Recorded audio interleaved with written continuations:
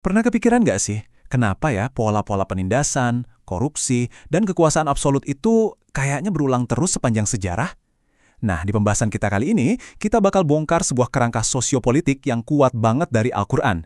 Ini bukan sekedar cerita zaman dulu loh, tapi ini adalah sebuah model untuk memahami gimana sih tirani itu bekerja dan gimana cara melawannya di zaman kapanpun. Yuk kita mulai bedah cetak biru abadi ini. Nah, semuanya berawal dari sini. Al-Quran tuh bilang kalau kisah-kisah ini bukan dongeng pengantar tidur. Mereka itu cerminan dari pola-pola abadi yang sengaja dirancang supaya kita bisa kenali dan pahami di setiap zaman, termasuk zaman kita sekarang. Jadi ini bukan cuma ngomongin sejarah, tapi justru jadi alat buat mendiagnosis kondisi kita saat ini. Oke, sebelum lanjut, kita harus paham satu konsep kunci dulu, yaitu archetype. Jadi jangan bayangin ini sebagai orang spesifik kayak Raja A atau CEO B. Bukan. Archetype itu adalah sebuah peran atau fungsi yang terus-terusan muncul lagi. Fir'aun, Haman, dan Korun itu bukan sekedar nama, tapi mereka adalah cetak biru dari peran-peran yang menopang sebuah sistem yang zolim. Oke, sekarang kita masuk ke jantung permasalahannya. Kita akan lihat gimana tirani itu ternyata bukanlah pertunjukan satu orang. Tirani itu sebuah sistem, sebuah kolaborasi yang saling menguatkan, yang kita sebut sebagai segitiga tirani. Gini deh, simpelnya, kekuasaan absolut itu nggak bisa jalan sendirian. Dia butuh struktur pendukung yang kokoh, yang terdiri dari 3 pilar yang kelihatannya beda, tapi sebenarnya saling terikat erat. Tanpa ketiganya, sistem itu bakal ambruk. Mari kita lihat siapa aja mereka. Nah, ini dia. Segitiga tiraninya, lengkap dalam satu gambar. Di puncaknya ada Fir'aun, simbol kekuasaan politik. Di sisinya ada Haman, si intelektual yang ngasih pembenaran. Dan sebagai fondasinya ada Korun, kekuatan modal yang mendanai semuanya. Tiga-tiganya ini menciptakan ekosistem penindasan yang sempurna. Yuk kita bedah satu persatu. Pilar pertama adalah Fir'aun. Ini tuh arketipe buat negara, rezim, atau penguasa yang ngerasa punya otoritas mutlak.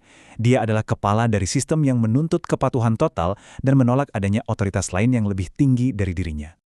Coba deh perhatiin ciri-cirinya. Kayaknya familiar banget kan? Arketipe Fir'aun ini anti kritik, selalu membungkam suara-suara yang beda, dan terus-menerus mempropagandakan kalau sistemnya lah yang terbaik. Dan puncaknya, ini yang paling bahaya, adalah pas dia bilang, sumber hukum tertinggi itu negara, bukan Tuhan. Nah, kutipan ini, wow, ini benar-benar nunjukin puncak arogansinya. Ini bukan cuma soal ngaku-ngaku jadi dewa secara harfiah ya, bukan. Ini tuh deklarasi kalau sistem yang dia bikin, hukum yang dia buat, itu udah paling tinggi, nggak bisa diganggu-gugat. Inilah inti dari penuhanan diri atau sebuah sistem. Oke, pilar kedua. Dan ini penting banget, Haman. Kalau Fir'aun itu kepala sistemnya, nah Haman ini otaknya. Dia ini kaum intelektual, teknokrat, atau bahkan tokoh agama yang tugasnya ngasih legitimasi dan pembenaran yang kedengarannya rasional atas semua tindakan si penguasa. Coba kita lihat cara kerjanya. Yang serem, dia itu nggak pakai kebodohan loh. Justru sebaliknya, dia pakai ilmu pengetahuan. Haman di zaman modern bisa jadi seorang akademisi yang memelintir data, ahli hukum yang ngerancang undang-undang represif, atau bahkan influencer di media sosial yang ngebangun narasi palsu. Tujuannya cuma satu, bikin kezoliman kelihatan normal, bahkan seolah-olah ya perlu dilakuin. Kedengarannya konyol banget kan perintah ini, tapi Haman nolak nggak? Enggak, malah dia kerjain. Nah, inilah fungsi Haman, melaksanakan keinginan penguasa yang paling absurd sekalipun dan memberinya stempel ilmiah atau proyek negara yang keren, padahal tujuannya cuma buat menantang kebenaran. Dan sekarang, pilar terakhir, fondasi dari semua ini, Korun. Inilah mesin ekonominya. Arketipe ini mewakili modal yang nggak punya moral, yang mendanai sekaligus dapat untung dari sistem tirani, tanpa peduli sama sekali soal keadilan sosial, meski itu jadi pelanggaran HAM. Ciri-ciri Korun ini, wah ini cerminan banget dari kapitalisme yang predatoris. Dia percaya banget kalau kekayaan itu ya hasil kerja dia sendiri, hak mutlak dia, bukan titipan dari siapa-siapa. Dia membangun sistem yang cuma menguntungkan segelintir orang dengan mengorbankan banyak orang. Uangnya bukan cuma buat beli kemewahan, tapi juga buat beli kebijakan politik. Nah, ini dia nih. Kalimat ini tuh kayak motonya si Korun. Ini semua kan karena kepintaranku, karena kerja kerasku. Gak ada tuh pengakuan ke Tuhan, gak ada rasa tanggung jawab sosial, gak ada. Ini adalah pembenaran untuk menumpuk kekayaan tanpa batas, yang jadi bahan bakar buat mesinnya Fir'aun dan Haman. Oke, jadi kita udah lihat ya, petanya segitiga penindasan yang kuat banget. Tapi ceritanya nggak berhenti di situ dong. Untuk setiap aksi, ada reaksi. Sekarang, kita akan lihat kekuatan penyeimbang yang dirancang untuk membongkar segitiga ini sampai ke akarnya. Kita sebut aja respons kenabian. Jawaban pertama itu langsung menghantam puncak segitiganya. Melawan klaim Fir'aun, misi kenabian datang dengan konsep rububiyah.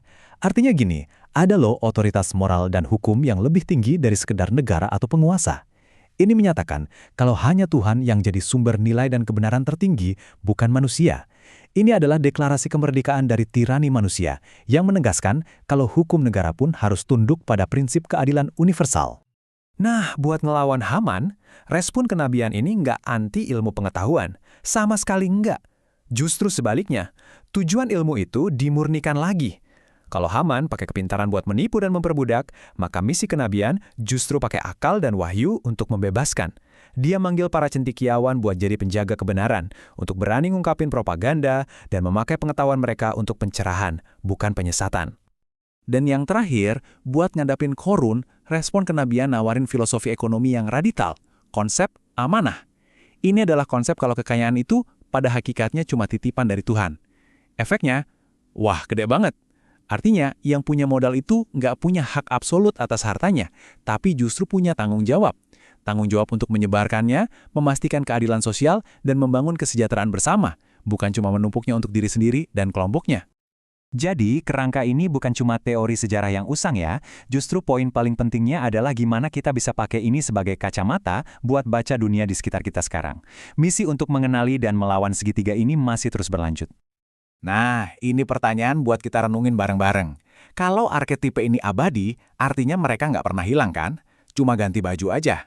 Mereka udah nggak lagi dalam bentuk individu di Mesir kuno, tapi dalam bentuk sistem yang beroperasi di sekitar kita. Nah, ini dia, wujud-wujud modernnya. Fir'aun hadir dalam sistem-sistem politik yang merasa paling benar dan absolut. Haman hidup di mana? Ya di industri informasi yang memproduksi kebohongan dan propaganda. Dan Korun? Wah, dia beroperasi lewat sistem ekonomi global yang seringkali nggak adil. Mereka bekerja sama, persis seperti dulu, untuk mempertahankan keadaan yang ada. Tapi, di tengah semua ini, yang mungkin kelihatannya agak suram, ada sebuah janji. Ayat ini tuh ngasih harapan, ngasih sinyal kalau siklus tirani ini nggak akan selamanya. Ayat ini mengisyaratkan bahwa pada akhirnya, roda peradaban itu akan berpihak pada mereka yang tertindas, yang berjuang untuk keadilan. Dan kita tutup pembahasan kali ini dengan satu pertanyaan terakhir. Kalau kita setuju kalau pola Fir'aun, Haman, dan Korun ini bakal selalu ada, maka tantangannya buat tiap generasi itu ya ini. Apakah kita juga akan menghidupkan kembali respons kenabian, respons yang membela otoritas ilahi, membela kebenaran yang objektif, dan membela keadilan ekonomi. Dan pilihan itu ada di tangan kita semua.